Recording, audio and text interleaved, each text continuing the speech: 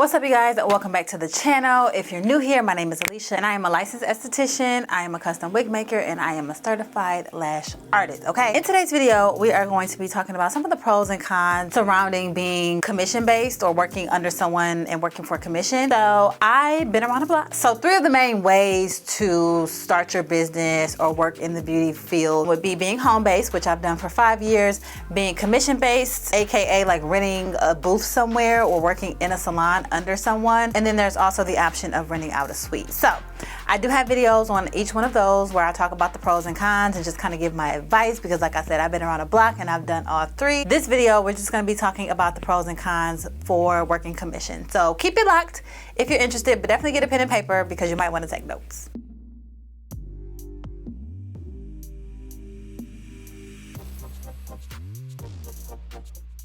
All right, so there are tons of pros and cons surrounding this option. I'm gonna jump right into the cons because they're just gonna roll off the tongue, okay? Because this is my least favorite option. However, this is the option that I recommend for anybody that is starting their business. So maybe you just got certified in lashes and you really don't know where to start, or you're just starting out, so you just wanna get your feet wet, you don't have a lot of clients, and you just really need some experience. Maybe you're just finishing beauty school. Whatever that looks like for you in your first steps in this journey, I definitely think this is the right way to go. So with this option, you are renting space, whether it's a small room, a corner, a booth, whatever the case may be, in a salon or a spa. And so with this option, you're getting paid a commission. So you're working, and let's just say you're doing a lash set that costs $100 and you're working 50-50 commission, which is a 50-50 split. You're getting 50% and the owner is getting 50% as well. So 50-50 is like ideal. I have definitely heard of instances where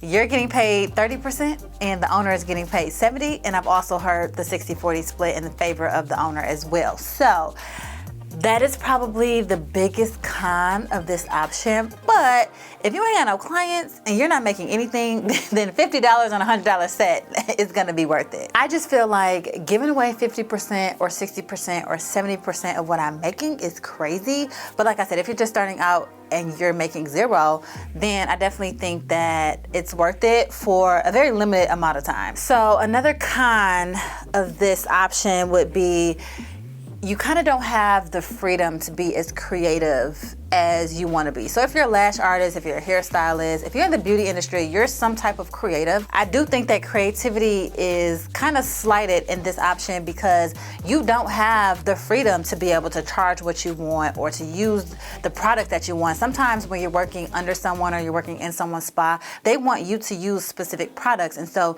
you don't have the option or the freedom of playing around with different products or using different techniques or anything like that. Like, it is not your business. You're literally working under someone or for someone. And so keep that in mind as well, because if you're just starting out, like, you might be excited about business, but you don't have some of the freedom that you would normally have if you were working and operating on your own. So in some of the situations I've seen or witnessed or experienced, the spa owner or the spa director or whoever you're working for, sometimes they dictate how many hours you work per week. So they may say you have to work at least 30 hours per week or 40 hours per week, or there's certain days of the week that you have to work, or they actually create your schedule for you, or maybe the salon or spa is closed on Sundays and Mondays, and so you don't have that option to work since the spa or the salon is going to be closed. And then another con for me is I guess I just really don't like authority. So I feel like if you're like me, this isn't going to be the option for you either. But when you want to take time off or when you want to take a vacation, like, you have to get that cleared by someone. And I don't know about y'all, but I didn't leave my job to have to answer to somebody. Like, I didn't leave my structured 9 to 5 where I did have to request time off and answer to somebody. I didn't leave that just to have to do that as an entrepreneur. Like, that just doesn't make sense to me. Another thing to think about is you may not have direct access to your clients. So it makes sense, right? As a business owner, those are your clients. Those are the business's clients. And so you don't have direct access to them. So if they cancel last minute, they're probably reaching out to the spa or the salon, talking to a receptionist. And then so you get that information handed down to you. I don't know about you, but I'm gonna be pissed if I wake up and I go to work because I'm supposed to have a 9 o'clock client and they cancel. You're not gonna know that. So you're gonna be there ready because they cannot reach out directly to you. You're gonna have to find out that information when you go to work. So that's another thing to keep in mind. So I mentioned a little bit earlier that sometimes the products will be dictated for you. Like if you're a lash artist, they may have a specific lash line that they want you to use. If you're an esthetician, you know, there might be certain products that they want you to use for facials or waxing or whatever the case may be. So a nice thing is that they will supply those products for you, but again, it takes away the freedom to be able to play with different product lines or different things and use your creativity to do the job, to get the job done. Another thing that I don't particularly like that is definitely a con of being commission-based is promotions and specials. So I think in the world of beauty, whether you're an entrepreneur, working for yourself, in a suite, at home, whatever the case may be, like there's gonna be a time where you're gonna run deals and specials, right? For me, I don't run them generally when things are busy because like, why should I have to?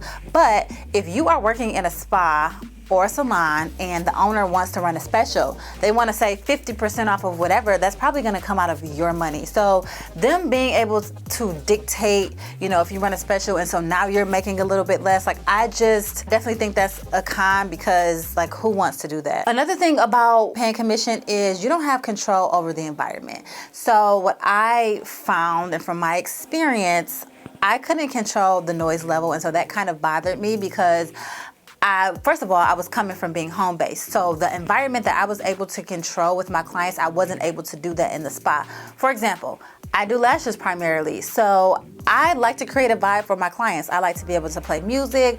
I'm okay with them falling asleep. My target audience is working women. So lots of times they're either coming to me on a break or they're coming to me after work and they're tired. So they want to lay down and they want to relax. They can't do that in an environment where it's loud, it's noisy, people are walking around, people are talking over them. And so from my experience, I did get quite a bit of feedback from my clients that they would prefer to just be at my home. At that time, I hadn't rented a suite yet. So I was at home, and then some of my at-home clients, they came to the spa to see me because my availability was a little less limited when I was working in the spa. And so they were not afraid to tell me like, girl, can I come to your house? Because it's loud over there. Or I was in a spa right before COVID, and so it's even crazy now. Like if somebody coughed, we all looking sideways. And so just laying down, think about your client, just laying down with your eyes taped, you can't see anything, and you have people walking around, you know, just think about that. I also think that, you know, sometimes in a spa you can have like a small room or something, so that's cool. But what I'm saying is just consider the environment, because if it's out in the open, sometimes you just can't control the vibe. Okay, so we got the cons out of the way. Some of the good things, I want to talk about the good things. Some of the good things about paying commission or renting a booth somewhere is you gain experience, right? I think that's one of the most important things when you're starting your journey into being a lash artist or whatever the case may be. Like, you need experience. And so sometimes people not coming to you, even if you give it a free set or whatever, like, so you're getting clients served up to you if you decide to work in a spa or salon for a certain amount of time. And I think that's the best perk of it all. And then another thing is the marketing. So when you are working in a spa, you're not necessarily working under your own name. So a lot of the marketing is done for you because the spa director, the spa owner, the salon owner, whoever, they're gonna be doing a lot of that for you because it's technically their business. And so if you're just getting your feet wet, or if you're just the type of person that don't wanna post, because posting is a big part of business. If you don't want to do that, then that's nice because you won't necessarily have to do that a lot on your own. Another thing with commission is sometimes there's a base pay. So sometimes you'll get a base pay plus commission. So if you don't have any clients, if it's slow for the day, you still show up and you still get paid something if you have a base pay. But that's all based on the place that you're working for and what they offer. Sometimes it's just commission, and if you can show up and you're not getting paid if you don't have any clients. So again, think about that. Pieces of advice. So things that I think you should definitely consider is the contract. So if there's a contract that you have to sign, make sure you are reading it over, get some legal advice if you have to, because sometimes in these situations, you cannot operate on your own. You cannot do lashes on the side. You cannot tell your clients to contact you directly. You can't have another business somewhere else or have your own business somewhere else. I was able to do that, thank God, with the situation that I had going on, but that's not ideal. Most of the time there will be a contract, and most of the time they are the owner or the director, they're stopping you from operating under your business name as a separate entity. You become an employee or someone working for their salon or their shop. So you kind of lose that ability to be able to market on your own for your own business. Another piece of advice if you're working commission is definitely be strategic. Just like with being home-based, do it with intention. You want to make sure that you have an end game. I don't know that it may be the case for you, but for me personally, and the advice that I would give, I don't think that working under someone should be the end game. I definitely think it is to be able to get that experience and to be able to, you know, get exposure and clients and things of that nature.